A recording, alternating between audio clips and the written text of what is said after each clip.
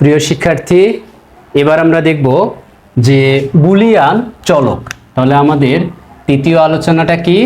যে তৃতীয় আলোচনাটা হচ্ছে বুলিয়ান চলক। তাহলে বুলিয়ান চলক কি বা কাকে বলে? বুলিয়ান অ্যালজেব্রায় যে রাশির মান পরিবর্তনশীল তাকে বুলিয়ান চলক বলে। তাহলে আমরা কি লিখছি? যে বুলিয়ান অ্যালজেব্রায় যে রাশির মান পরিবর্তনশীল তাকে বুলিয়ান অ্যালজেব্রা বলে। তাহলে আমরা আবারও দেখি নেই যে তৃতীয় আলোচনাটা হচ্ছে বুলিয়ান চলক কি। তাহলে বুলিয়ান অ্যালজেব্রায় যে রাশির মান পরিবর্তনশীল তাকে বুলিয়ান চলক বলে।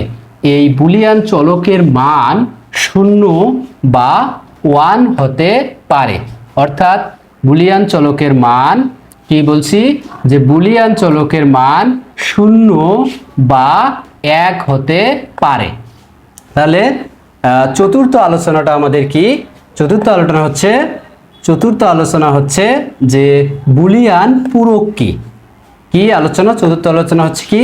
বুলিয়ান পূরক কি বা কাকে বলে। তাহলে আমরা বলতে পারি যে বুলিয়ান অ্যালজেব্রায় চলকের দুটি সম্ভাব্য মান 0 ও 1 কে একটিকে অপরটির পূরক বলে। তাহলে প্রিয় শিক্ষার্থী, আমি আবারও বলছি, তাহলে প্রিয়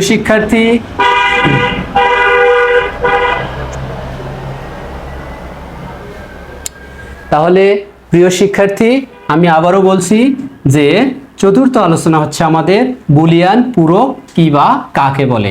তাহলে আমরা দেখি বুলিয়ান পূরক।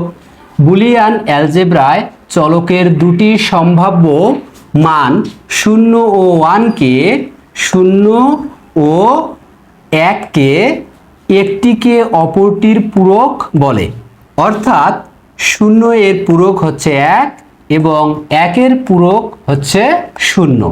তাহলে আমরা আবারও দেখে নেই যে বুলিয়ান পূরক কাকে বলে।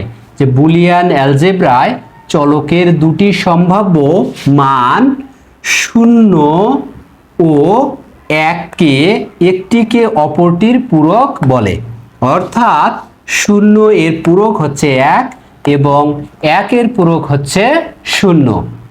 তো ঠিক আছে, সবাইকে অসংখ্য ধন্যবাদ। আল্লাহ হাফেজ।